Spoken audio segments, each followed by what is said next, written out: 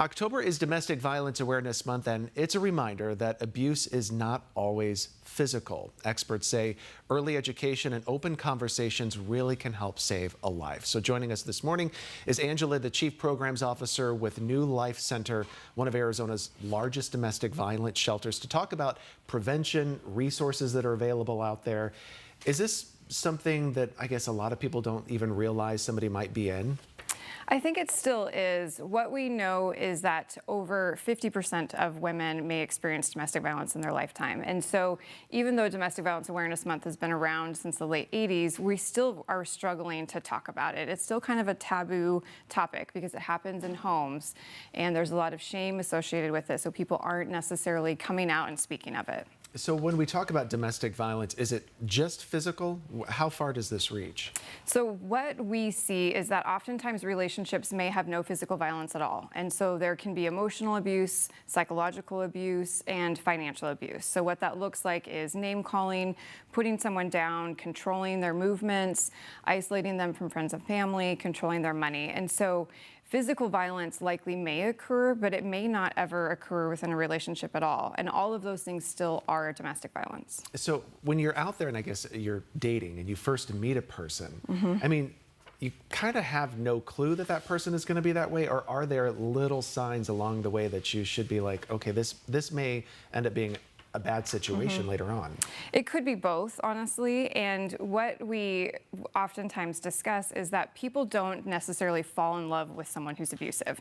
It slowly comes to play. And so you may see, again, little signs before physical violence. So again, kind of those red flags that people talk about, which could be controlling and really, talking about healthy relationships that are built on trust and respect. And if an unhealthy relationship is not, those are some of the red flags that can happen. If you're a friend, a loved one, a family member, and you suspect that you know someone that's in that abusive relationship, how do you even begin to start that conversation? Because it seems like a lot of times these people don't see it or they don't want to admit it. You're right.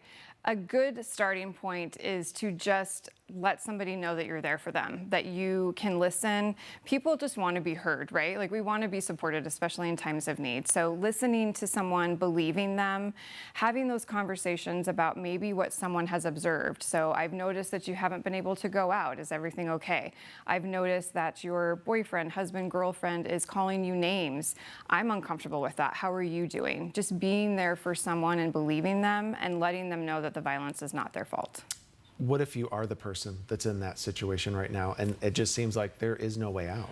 There can be a way out, and it can be incredibly difficult. New Life Centers is one of the emergency shelters in Arizona and Maricopa County, but what we know is that shelter beds are at capacity. And so thankfully there are services that are available. We have a community-based center called Sunshine Healing Services, where if someone can't access shelter, if they choose not to access shelter, there's still advocates available for support, safety planning, counseling services, and other holistic healing. So when somebody comes there, what are they, I guess, what's the first thing that happens? Obviously they're in a safe environment, but what do you guys help tackle next? So in emergency shelter, we're really looking at some basic needs. Do you have, making sure that everyone eats as soon as they get there. Again, if people either don't want to access shelter or if they cannot access shelter, what we do is we really just ask somebody what they need. We listen, we believe them, and then through those conversations, you can identify some needs. Is it food insecurity? Is it counseling services that they need? And really just being that listening ear and letting people know, again, that violence is not their fault and that there's people out there that are here to support them. Do you see people go back to the relationship after they get through that? We do. National statistics still say that 7 times people leave, an average of 7 times before finally leaving. And the barriers exist. We know about housing costs right now. We know that children can be involved. And so there are barriers, and just making sure that people understand that it may take a couple times and that they're the experts in their own lives. And when they're ready, that we can be there to support them. And so I see right here we have some of the stats on there as well. So if somebody is in the situation and they're watching right now and they're like, you know what, I need to make that step. I need to go get help. What is the first step that they need to do?